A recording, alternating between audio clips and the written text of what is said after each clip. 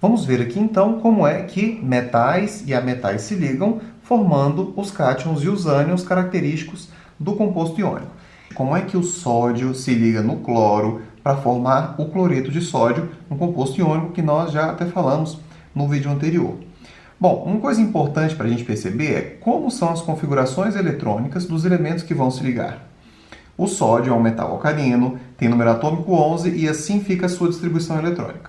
O cloro é um halogênio, tem número atômico 17 e assim fica a sua configuração eletrônica. Perceba, na camada de valência do sódio, tá aqui, essa é a camada de valência do sódio, nós temos apenas um elétron. Essa é a característica de todos os metais alcalinos. A gente nem precisaria ter feito essa distribuição para saber isso, não é verdade? Então, olha só, o sódio apresenta apenas um elétron em sua camada de valência.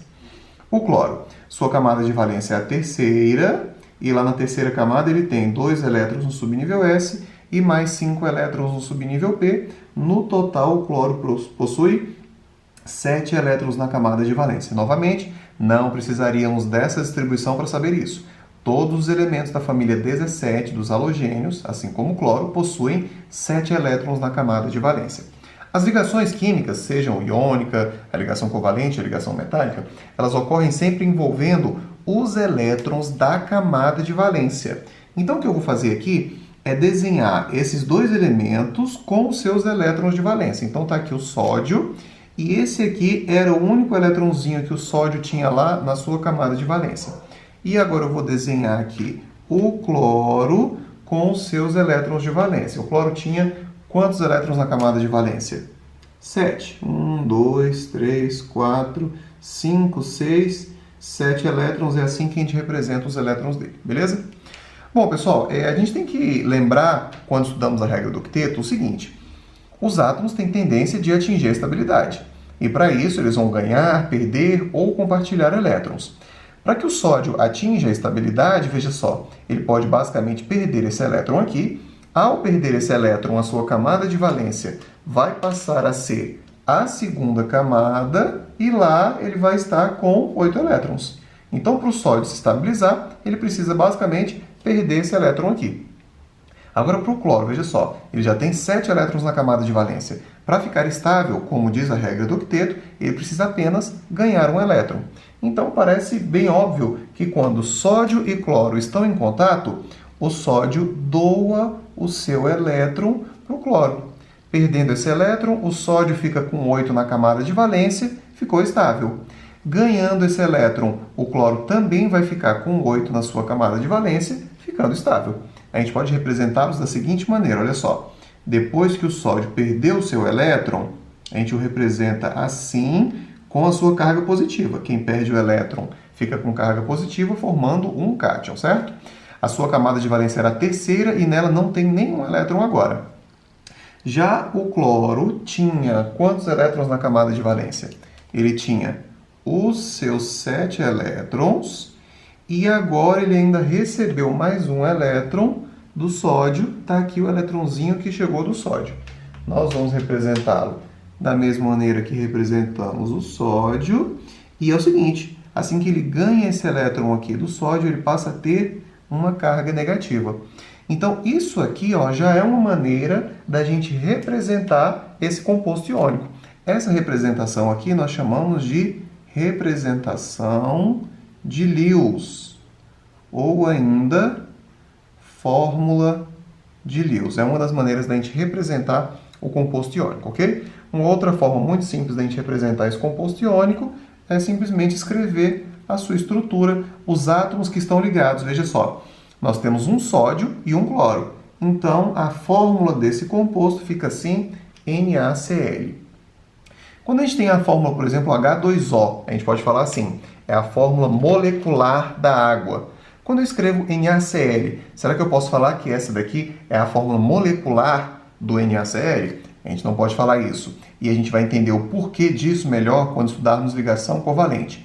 O termo molécula só se aplica a compostos covalentes. O NaCl não é um composto covalente, ele é um composto iônico.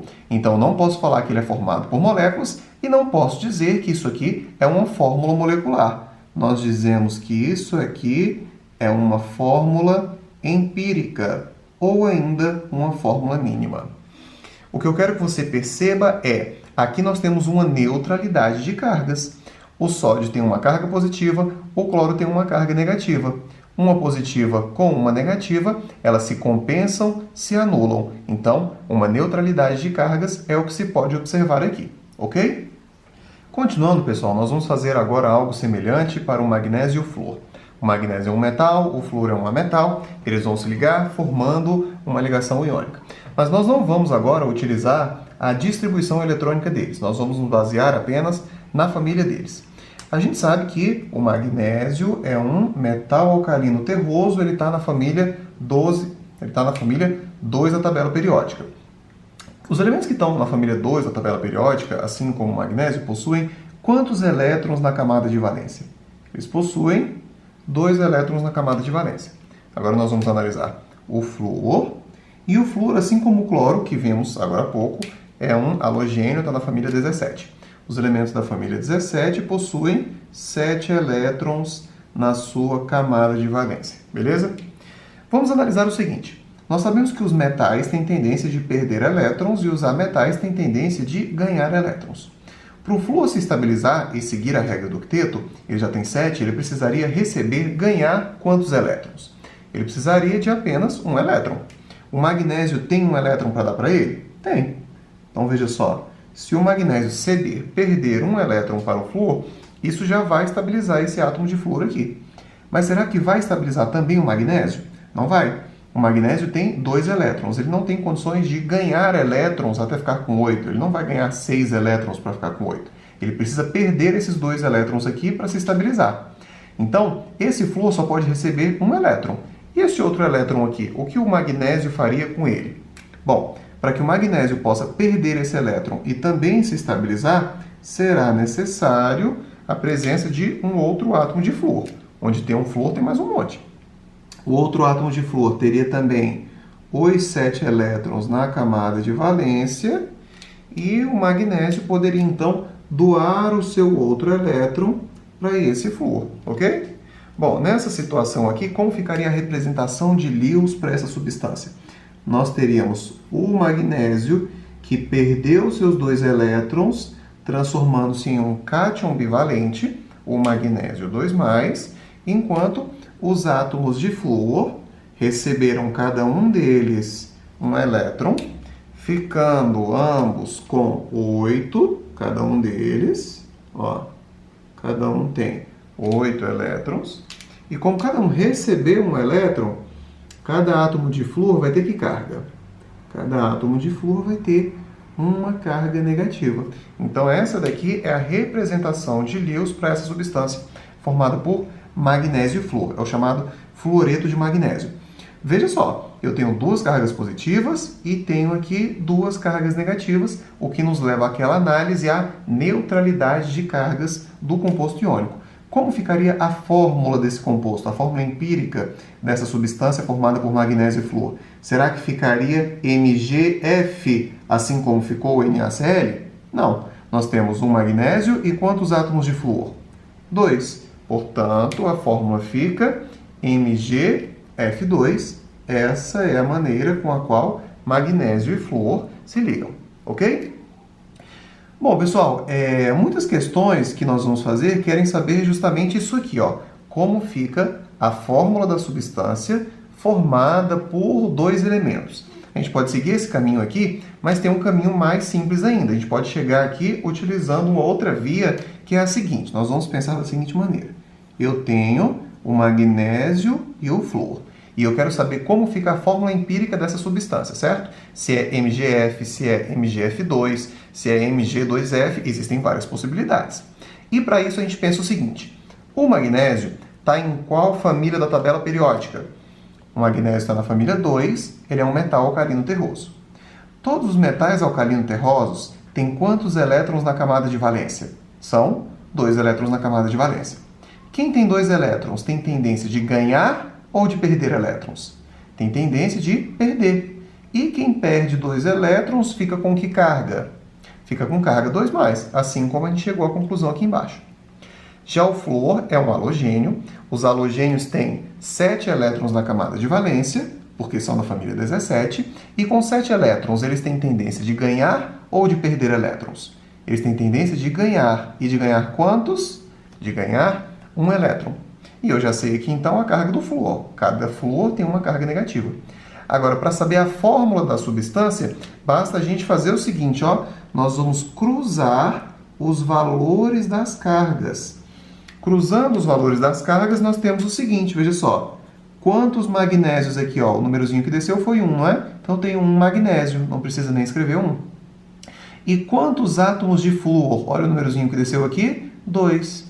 Portanto, a fórmula da substância é MgF2 e nós chegamos mais rapidamente assim, dessa maneira. Beleza? Nosso próximo exemplo será o alumínio se ligando ao oxigênio. Alumínio metal, oxigênio a metal, eles vão formar uma ligação iônica, correto? Como ficaria a fórmula da substância formada por alumínio e oxigênio? Para isso, nós vamos precisar consultar as famílias deles na tabela periódica. O alumínio está na família 13 e, portanto, tem 3 elétrons na camada de valência. Nós já vimos o caso do alumínio e, com seus 3 elétrons na camada de valência, ele tem tendência de perder esses elétrons. Perdendo 3 elétrons, como fica a carga dele? Ele vai se transformar no cátion alumínio 3+. O oxigênio é um calcogênio, está na família 16. Na família 16, eles têm 6 elétrons na camada de valência e, portanto, tem tendência de ganhar ou de perder elétrons. Quem tem 6, para se estabilizar, chegando a 8, precisa receber 2 elétrons. Ao receber 2 elétrons, ele fica com 2 cargas negativas. Para saber a fórmula da substância formada pelos dois, a gente basicamente cruza os valores das cargas e a fórmula vai ficar como? Nós vamos ter aqui, ó, alumínio 2, oxigênio 3. Al2O3 é a fórmula dessa substância, é o chamado óxido de alumínio, ok? Bom, vou colocar aqui agora mais um exemplo. Vamos pegar um metal alcalino terroso, é o cálcio, e vamos pegar mais um calcogênio. Está embaixo do oxigênio na tabela periódica, é o enxofre, ok? Metais alcalino-terrosos possuem 2 elétrons na camada de valência. Com 2 elétrons, ganham ou perdem elétrons? Eles vão perder os seus 2 elétrons, ficando com 2 cargas positivas. Enquanto o enxofre tem comportamento semelhante ao oxigênio. Calcogênios possuem 6 elétrons na camada de valência, então na família 16. Com 6 elétrons na camada de valência, eles têm tendência de ganhar 2 elétrons, formando então o enxofre S2-. Bom, para saber a fórmula, a gente só precisa cruzar. Aí aqui nós temos um detalhe. Quando você cruzar aqui, como é que vai ficar? Olha só, Ca2S2. Só que a fórmula dos compostos iônicos ela é sempre escrita na menor proporção. Então, a gente vai simplificar esses valores aqui, dividindo-os por 2. Então, a fórmula fica como CaS. Sempre que isso aqui acontecer, que os valores ficarem iguais e diferentes de 1, você simplifica, beleza? Então, CaS é a fórmula dessa substância. O importante é nós mantermos a neutralidade de cargas. Veja só, 2 cargas positivas, 2 cargas negativas, basta um de cada, um cálcio e um enxofre. Então, pessoal, esse foi o estudo da ligação iônica. Agora você precisa fazer os exercícios que estão descritos nas orientações dessa semana e na próxima aula nós vamos corrigir exercícios e vamos fazer mais para fixar melhor, ok? Bons estudos!